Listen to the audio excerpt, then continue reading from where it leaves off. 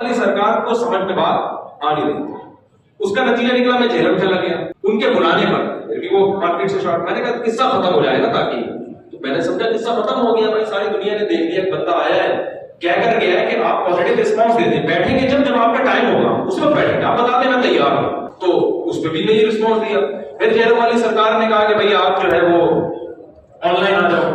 فوراً تیار ہو گیا. میں نے کہا ٹھیک ہے شرائط طے کر لیتے ہیں. تو جہلم والی سرکار نے کہا ہم منگول ہیں, ہم شرطیں نہیں لگاتے, دھاڑ تھلے. 3 باتیں کہیں. کچھ بھی جو ریئیکشن آیا تھا وہ بھی یوٹیوب پہ پڑا تھا. دھاڑ تھلے, ہم منگول ہیں, شرطیں کیوں لگاتے.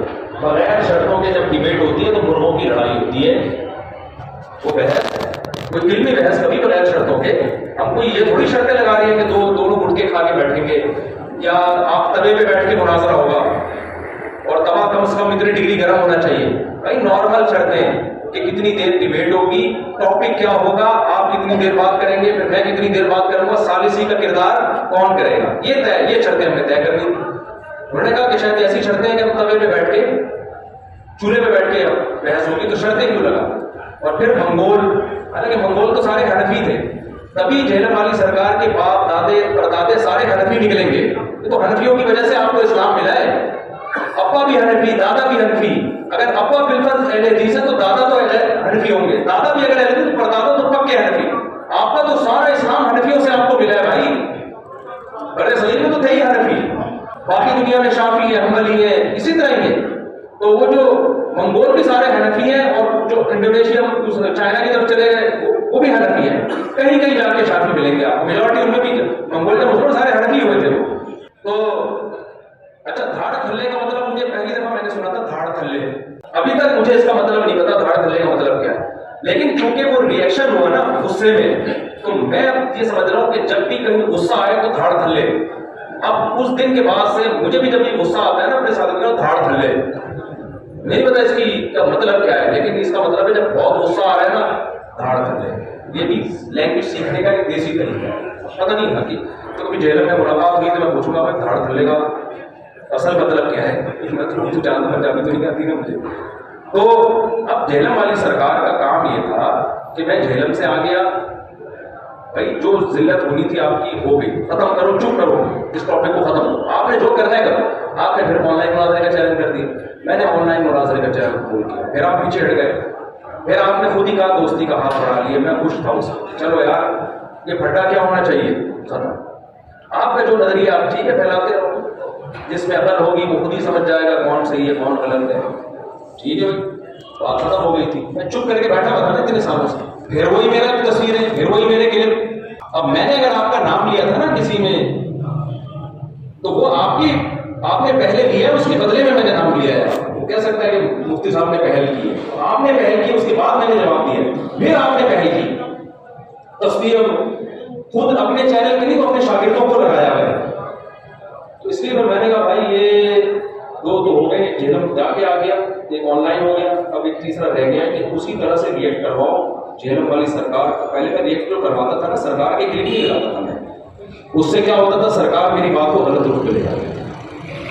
اب میں نے کیا کیا, پہلے سرکار کا کلپ چلے گا, پھر میں بتاؤں گا یہ جو حدیث کا ترجمہ کر رہے ہیں یہ ترجمہ یہ بتا نہیں, یہ سرکار نے جو حدیث پیش کی ہے پوری حدیث یہ نہیں, پوری حدیث کیوں ہے. سرکار جو کہہ رہے ہیں میں فلاں کو مانتا ہوں تو سرکار فلاں کو نہیں مانتا. فلاں کا یہ ارشاد ہے جس کو سرکار نے توڑ موڑ کے پیش کیا ہے. تو سرکار کو چاہیے چپ ہو جائیں. سرکار کی میں جیسا اللہ نے کانفیڈنس دیا نا غلط باتوں پہ, ایسا ہی ان کے مریدوں میں بھی کانفیڈنس ہے. ان کے مرید سمجھتے ہیں کہ جہلم والی سرکار جیسا اس کائنات میں کوئی قرآن و سنت کو جاننے والا پیدا ہوا ہی نہیں. بہت زیادہ کچھ فہمیوں میں ہے. اور میرے بارے میں پتہ ہے نیچے کیا کمنٹس کیے ہوتے ہیں ان کی سرکار کے مریدوں نے, مفتی صاحب کو تو باپوں کی کتابوں کے علاوہ کچھ بھی پتا نہیں. قبور اللہ کو پسند نہیں ہے, سمجھ رہے ہو. قبور اللہ کی چادر ہے, جو اس میں اللہ سے ملے گا نا اللہ اس کو رسوا کرے گا. جہلم والی سرکار کو چاہیے کہ خود بھی اور اپنے مریدوں کو بھی بولیں کہ کتنا آگے نکلنے کی کوشش نہ. ہم نہیں کہہ رہے کہ ہم بہت بڑے عالم ہیں, ہمیں سب پتہ ہے, لیکن ہم اتنے خالی نہیں ہیں جتنا جہلم والی سرکار اور ان کے مریدین ہمیں سمجھتے. اتنا خالی نہیں. یہ جو میرے جمعے اور اتوار کے ٹاپکس ہیں نا یہ بعض و نصیحت کے ٹاپکس ہیں.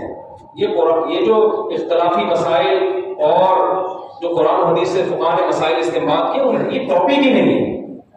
میرے تو یہ والے ٹاپک ہیں مدرسوں میں ہوتے ہیں، طلبا کے سامنے ہوتے ہیں، اور ان ٹاپکس کو ہم اگر یوٹیوب پہ لاتے بھی ہیں تو صرف جواب دے دیتے ہیں، زیادہ ڈیٹیل میں نہیں جاتے.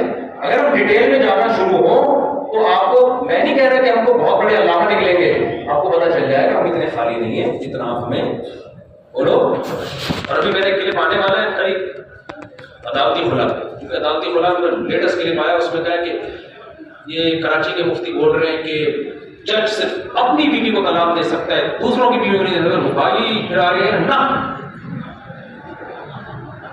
اسٹائل نہ، عورت کو بھی اسی طرح طلاق کا حق ہے، خلا کا حق ہے جیسے مرد کو ہے. اتنی، میں نے کہا شاید ایک دفعہ غلطی سے ہو گیا ہوگا سرکار سے، غلطی سے انسان کے منہ سے کوئی جملہ نکل آتا ہے، بعد میں کہتے ہیں میں نے کچھ زیادہ مقابلہ کر دیا.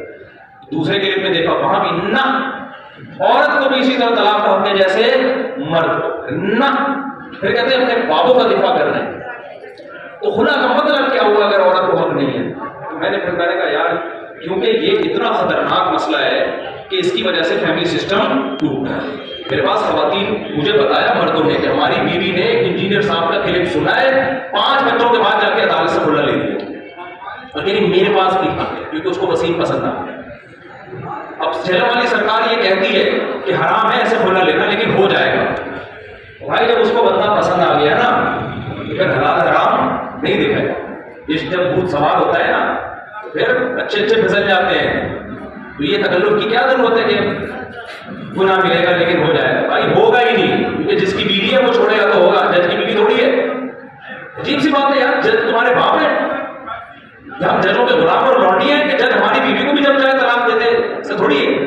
تو اس پہ میں نے دلائل دیے ہیں، ابھی انشاءاللہ وہ میرا کلپ آ جائے گا پورے ریفرنسز کے ساتھ. وہ پہلا کلپ ہوگا جو اس طرح سے میں نے انجینئر کی کلپ میں نے جو چھوڑا ہوا تھا، چھوڑو جانے دو کیا میرا بجائے نیا ٹاپک یوٹیوب پہ شروع ہو جائے گا. اور عوام کے ذمے وہ علماء سے مسئلے پوچھے، اگر وہ جھیلم والی سرکار سے پوچھ رہی ہے تو اللہ خود ان سے پوچھ لے گا قیامت کے دن کہ بھائی ڈاکٹر سے میڈیکل سائنس کی باتیں پوچھی جاتی ہیں. دیکھو حضرت حکیم صاحب رحمہ اللہ بڑی پیاری بات کرتے تھے کہ ٹماٹر کس کے پاس سے ملتا ہے؟ ٹماٹر والوں کے پاس. ایسے ہی ہے گوشت کس کے پاس سے ملے گا؟ گوشت والوں کے پاس سے. پراپرٹی کہاں سے ملے گی؟ اسٹیٹ ایجنٹوں کے پاس سے. ایسے ہی ہے. کبھی ایسا ہوا کہ ٹماٹر والے کے پاس آپ گئے مجھے بغیر کا 3 کلو گوشت دیتے تو فرماتے تھے علم اللہ کہاں ملے گا؟ اللہ والوں کے پاس. کچھ بزرگ ہوتے ہیں جن کے دل میں دنیا کی محبت نہیں، اللہ کی محبت ہوتی، ان کے پاس بیٹھ کے کیا پیدا ہوگا؟ اللہ کی محبت، اللہ آئے گا. اور علم کہاں ملے گا؟ علماء کے پاس ملے گا. سمجھتے ہو؟ جنہوں نے اور ان میں ہر ایک پراپر وے میں چل کے نالج حاصل کی ہو. تو ڈاکٹر کس کو کہتے ہیں؟ میڈیکل سائنس کا ماہر، چند کتابیں پڑھ کے نہیں ہوتا، پراپر وے میں علم حاصل کیا ہو. حکیم کسے کہتے ہیں؟ پراپر وے میں حکمت کا علم حاصل کیا ہو. ہومیوپیتھی ڈاکٹر کون ہوتا ہے؟ پراپر وے میں باقاعدہ اس نے کورس کیا ہو.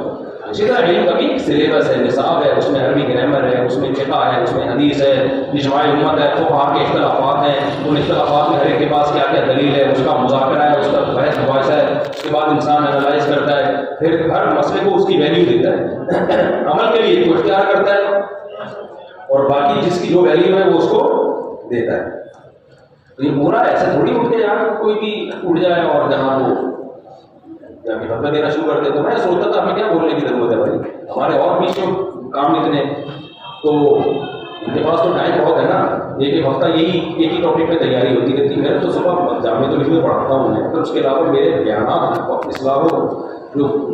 جو اصلاحی بیان ہیں، لوگوں کو زنا سے روکنا،